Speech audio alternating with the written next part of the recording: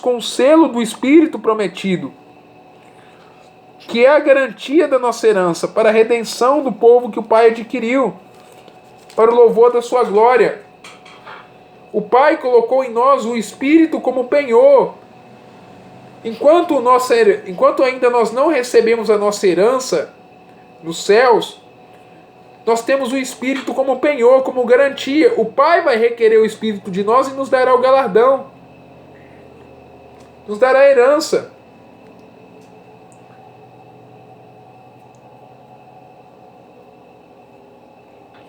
Estou tendo que mexer um pouco na respiração aqui, porque esse negócio de usar máscara é complicado, viu? A fim de que façam bem aqueles que ouvem, e não entristeçais o Espírito Santo de Deus. Não entristeça o Espírito Santo. Não honre ele somente quando você quer. Não honre o Espírito Santo somente quando você sentir na sua conveniência que você deve honrá-lo. Honre o Espírito Santo em todos os momentos. Esse negócio de adorar o Espírito Santo, orar o Espírito Santo é pneumolatria. É movimento carismático, é falsos profetas, é profeta de Kansas City, é Kenneth Reagan. Chegam até a citar homens de Deus como William Branham para acusar Joseph Prince. Mas não é. Não entristeça o Espírito Santo de Deus. Não entristeça o Espírito Santo. Não magoe o Espírito Santo. Ele se entristece. Ele chora. O Espírito Santo fica muito triste quando você honra ele só numa noite de milagres, na chamada noite de glória, né, que tem aí.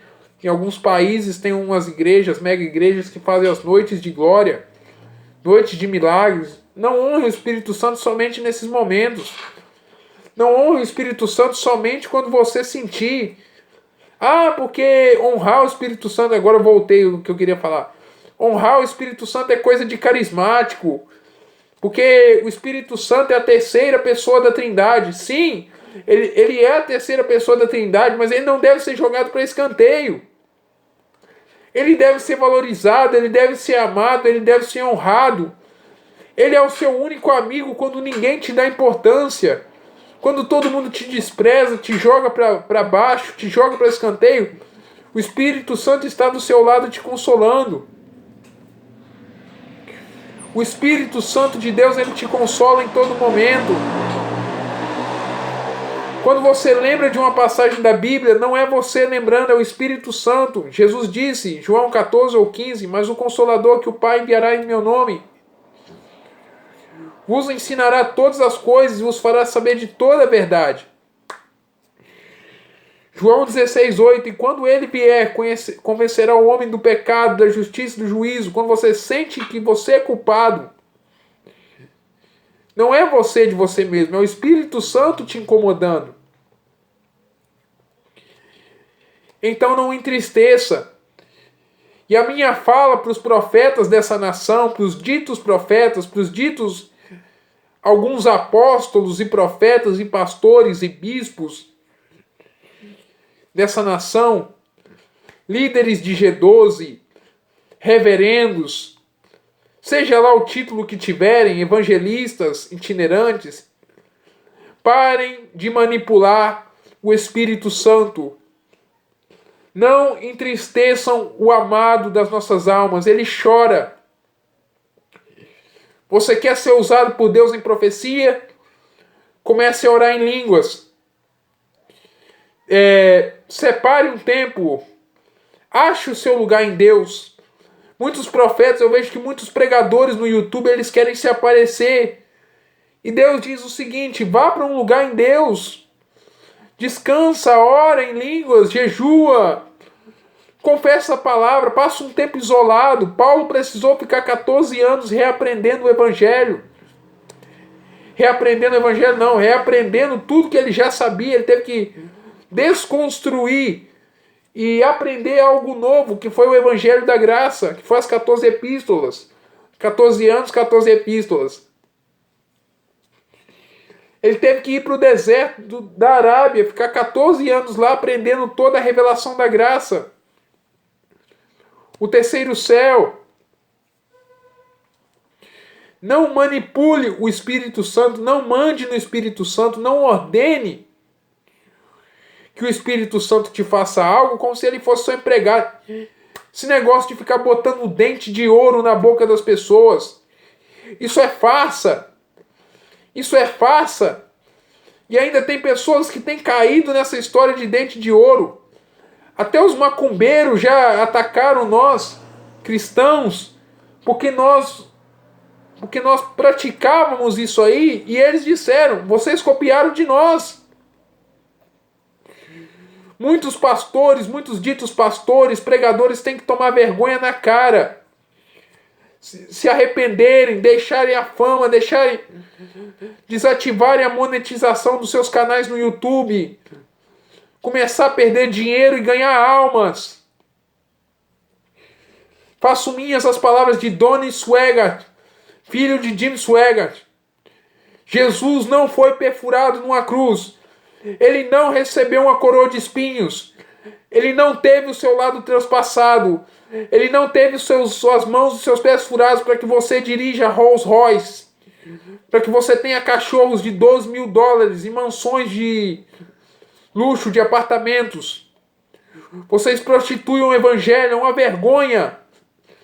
É uma vergonha, cafetões da prosperidade. Maldito o evangelho da prosperidade. Vocês entristecem o Espírito Santo. Vocês fazem do evangelho. Martinho Lutero dizia que o pregador que adultera o evangelho, ele é menos digno do que o guarda de um bordel. Martinho Lutero usava algumas expressões pesadas, como ele disse também que um profeta ele pode ser falso mesmo que ele faça chover milagres todos os dias. Pessoas que relatam milagre atrás de milagre. Pessoas que ficam relatando milagre toda hora. E outra coisa, a palavra diz: quando deres esmola, quando orares, quando jejuares, não toques trombeta diante de ti. Jesus não fazia coisas em público. Jesus até advertia as pessoas que ele curava para não fazerem em público. Tem pessoas que tudo elas postam no YouTube. Estou de joelhos aqui 3, 4 horas da madrugada pela sua vida. Olha o que Deus fez aqui neste momento. Estou apresentando a sua vida no monte de oração. Amados, Jesus não precisa da sua publicidade. Ele não precisa do seu marketing. Jesus não é manipulado por você. Jesus não precisa que se faça propaganda com o nome dele. O nome de Jesus é uma coisa séria. A unção é coisa séria. A unção envolve salvação. Quando eu perco a unção, eu perco a minha salvação. 2 Coríntios 1, 21 prova isso. 2 Coríntios 1, 21. 2 Coríntios 1, 21. É Deus quem nos fortalece juntamente com vocês em Cristo e nos dá a unção. Deus nos marcou com um selo e pôs o penhor do Espírito em nossos corações. E diz em 1 João 2,20: vós tendes a unção do Santo e sabeis tudo. 27. E a unção que dele recebestes fica em vós, e não tendes necessidade que alguém vos ensine. Antes, como a sua unção ensina todas as coisas e é verdadeira como ela vos ensinou, assim nele permanecereis. O Espírito Santo de Deus chora. Ele se entristece muito ao ver você, pregador, pastor, tenha você o título que tiver, manipulando ele. Manipulando, fazendo propaganda, fazendo o seu marketing pessoal, fazendo as suas agendas abertas, os seus DVDs de pregação, os seus CDs, as suas produções, os seus Instagrams, as suas redes sociais, usando o nome dele, o Espírito Santo se entristece. Ele chora. Ele chora. Se você pudesse sentir o que o Espírito Santo sente, se você pudesse sentir o que o Espírito Santo sente quando você o humilha, você está humilhando ele. Você sabe que você está humilhando. Pregadores da hipergraça, que pregam que o crente pode ser salvo em Cristo Jesus e ver um filminho pornográfico, se prostituir, pode pecar sexualmente que não tem problema, pode beber uma cervejinha que não pode se embriagar, que o crente ele está salvo, então ele não tem que obedecer mais nada. Pregadores de uma graça barata criada pelo falso Cristo e que, creio eu, se não se arrependeu, está queimando no inferno. José Luiz Jesus Miranda, do Crescendo em Graça, famoso pastor 666, ele é o criador dessa teologia satânica, que uma vez você perdoado, uma vez você salvo pela graça, você pode viver da maneira que você quiser, você pode viver pecando. O Espírito Santo de Deus não pode ser manipulado. Pregadores da hipergraça que falam o seguinte: você é a fraqueza de Deus. Quando Deus tem uma fraqueza, Deus não tem fraqueza. Deus é o eu sou o que sou, Êxodo 3,14. Deus é o soberano. Ele vai se submeter a nós. Deus vai ver nós como fraqueza. Não. Ele disse a Adão: por causa disso a terra será maldita por tua causa. Deus ali, algo que o Espírito Santo me traz à memória, Deus amaldiçoou Adão. A sorte nossa é que Cristo removeu a maldição, reverteu a maldição em bênção. Mas ainda somos pecadores e estamos nesse tabernáculo gemendo, esperando ser adotados. Esperando ser transformados e glorificados num corpo de glória. Eu espero esse dia. Eu espero esse dia. E pregadores aí, pregadores da hipergraça, pregadores de uma graça barata, que dizem, por exemplo, que pode fundar igreja LGBT, igreja de pastores, pastoras homossexuais, não tem problema. O que vale é a intenção. Deus olha o coração. Deus olha o coração. A moça pode vestir de qualquer maneira, pode vir para a igreja de shortinho. Não tem problema. O rapaz pode vir de qualquer maneira para a igreja. Não tem problema. Deus olha o coração, né? Deus olha o coração. Engraçado. Não é o que a minha Bíblia diz e não é o que a sua Bíblia, pregador da hipergraça, diz. Porque 1 Tessalonicenses 5,23 diz que o mesmo Deus de paz vos santifica em tudo. E todo o vosso espírito e alma e corpo sejam conservados irrepreensíveis para o dia da vinda do nosso Senhor Jesus Cristo. Nós temos um espírito que habita num corpo de carne, que tem uma alma. Nós somos um espírito que tem uma alma que habita num corpo. Assim como Deus ele é espírito, na pessoa de Jesus Cristo, que tem o seu Pai.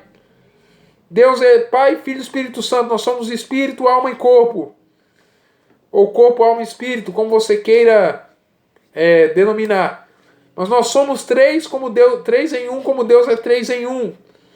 Em tudo, até na natureza. Você vê o estado sólido, líquido, gasoso, tudo ali converge para a água. E tudo, Deus é três em um e um em três. Deus é um Deus triuno. Então, não entristeça o Espírito Santo. Não magoe o Espírito Santo. O Espírito Santo está cansado de vocês. Pregadores aí que andam dizendo na internet, no tempo do coronavírus, que Deus não está no controle de tudo. Pregadores que andam dizendo que Jesus não era religioso, que Pedro estava errado. Não vou citar nome aqui por questão de ética. Pregadores que dizem que Pedro estava errado, que João era religioso, que Pedro era religioso. Hipergraça. Graça barata. Pregador que diz que determinada parte da Bíblia não é sagrada. Heresia. Pregadores que dizem que a Bíblia não é a palavra, mas contém a palavra. Tudo isso magoa o Espírito Santo, porque 2 Pedro 1,21 diz... Deixa eu me ajeitar aqui. Que a profecia, a palavra profética, o rema de Deus, a palavra viva, soprada, theopneustos, no grego, palavra soprada, palavra viva, palavra inspirada. Deus soprou a palavra, Deus, pneustos soprou. Não veio por vontade de homem algum, mas os homens santos de Deus falaram movidos pelo Espírito Santo. Então o Espírito Santo inspirou a Bíblia, inspirou 40 autores no decurso de 4.000 anos. Para vir muitas vezes um rapaz de 18, 19, 20 anos dizer que a Bíblia não é sagrada.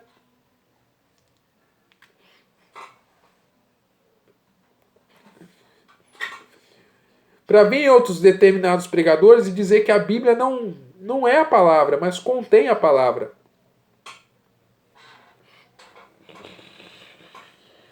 O que nós estamos fazendo com o Espírito Santo? O que nós estamos fazendo com o amado das nossas almas?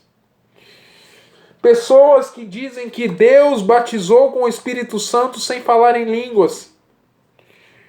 Que hoje a pessoa pode ser batizada com o Espírito Santo sem ela ter a evidência. Onde está isso? Me prova. Porque quando os discípulos receberam a promessa, a Bíblia diz, e todos foram cheios do Espírito Santo e começaram a falar. Em Atos, por 2 ou 3 ocasiões, em Cornélio, em Samaria e em Éfeso, vai se encontrar que quando recebiam a promessa do Espírito, os discípulos falavam em línguas. Ah, mas era língua para evangelização. Tá ruim a coisa aqui. Era a língua para evangelização do povo. Quem me garante que todos os casos eram para evangelização? Se é só Atos 2. Nos outros casos eram línguas para edificação. Paulo fala, dou graças a Deus que falo mais línguas do que vós todos.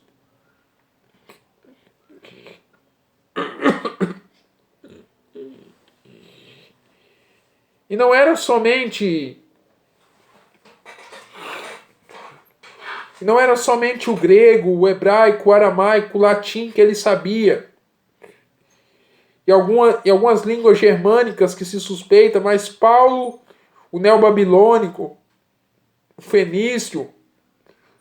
Mas Paulo, ele falava mais línguas celestiais, línguas dos anjos. Nem dos anjos, porque os anjos não. Falar a língua dos anjos, negócio de falar a língua dos anjos, o inimigo entende o que os anjos falam.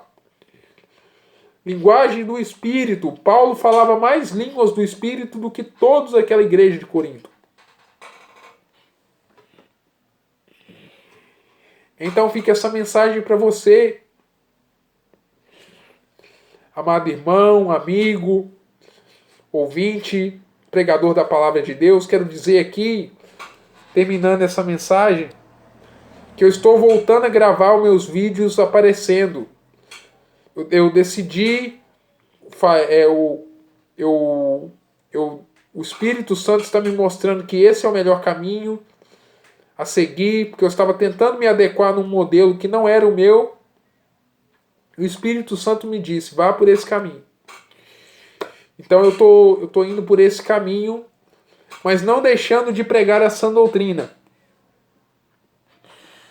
com o qual vocês estão marcados para o dia da redenção. Não entristeça o Espírito Santo, meu amado irmão, minha amada irmã. Para as irmãs também, quando você entristece o Espírito Santo com suas atitudes, quando você muitas vezes com as suas atitudes, você entristece o Espírito Santo, você humilha o Espírito Santo. E é um recado também para líderes, pastoras, missionárias, evangelistas, líderes de escola bíblica dominical. Não entristeçam o Espírito Santo. Ele ainda hoje, ele me usa para te dizer, venha ter mais intimidade comigo, venha se banhar, venha se mergulhar nas minhas águas. Passe 1, 2, 3, 4 horas, o tempo que for adorando a Ele. Orando em línguas, confessando a palavra, meditando na palavra. Não saia por aí pregando o que os outros pregam. O que pregadores que se justificam pela lei e da graça decaíram, Gálatas 5:4, estão fazendo. Pregadores que Gálatas 3 diz que começaram no Espírito e estão acabando na carne. Não faça isso.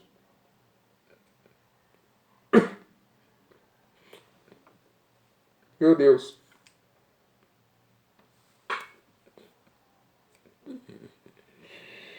Jesus querido, deu a falta. Que hoje eu tive uma sensação emocional, eu tive uma crise emocional que me jogou um pouco, me tirou um pouco o ar. Mas não é nada disso não. Estão pensando, não entristeçam o amado Espírito Santo. Não humilhem, não magoem o amado Espírito Santo. Não, você humilhar o Espírito Santo, você blasfemar do Espírito Santo não é somente você falar do dom de línguas. É você mandar nele como se ele fosse o seu empregado. É você inventar coisas, dizer que ele falou quando ele não falou. Dar ordens no Espírito Santo. Inventar campanhas que não estão na Bíblia. Se justificar pela lei. Buscar elementos do judaísmo. Por exemplo, pegar a Arca da Aliança. Falar, eis aqui o símbolo de Deus. O símbolo da presença de Deus. A Arca da Aliança está no céu. E eu concluo com esse versículo. Apocalipse 11. Apocalipse 11, 19. Então o templo de Deus que está no céu se abriu e a arca da sua aliança apareceu no templo. Houve relâmpagos, vozes, trovões, terremoto e muito granizo.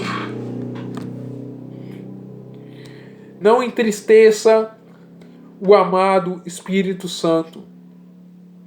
Pregadores, voltem a pregar o que está no Novo Testamento, nas cartas de Paulo, Pedro, João, Tiago e Judas. Volte a pregar as 21 epístolas. Façam das 21 epístolas o seu almoço, a sua janta, o seu café da manhã. Medite nas escrituras, devore. Faça anotações nas margens das escrituras. Porque não pode escrever na Bíblia. Quem disse que não pode escrever na Bíblia? Porque os judeus têm... Judeu tem o hábito de judeu. Você não é judeu, você é gentio. Então, tem imagem na Bíblia para anotar? Faça anotação, estude a Bíblia. Tem gente que chega tão a ser sem noção que diz que marcar texto na Bíblia, eu via isso num vídeo do YouTube hoje.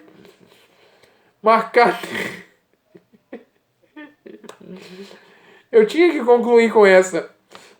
Marcar texto na Bíblia é passar batom na boca de Deus. É cômico. Mas na frase de Kenneth Reagan, seria cômico se não fosse patético.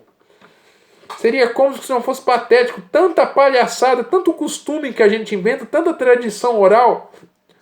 Que diferença a gente tem para um judeu? Que diferença a gente tem para um judeu se a gente imita os costumes dos judeus? Nós vivemos na graça.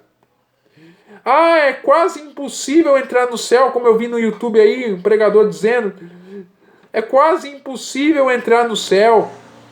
É quase impossível entrar no céu e por tantas coisas que eu fiz, eu quero dizer a ele em amor. Meu amado, você é salvo pela graça de Deus. Você não tem que se culpar, se condenar em nada. Cristo já te perdoou. Deus, ele se agrada de você na sua santidade, na sua doutrina que você prega. Não vou citar o nome dele aqui por ética, mas Deus se agrada da sua santidade. Não faça nada para ser amado mais por Deus. Deus já te ama o suficiente.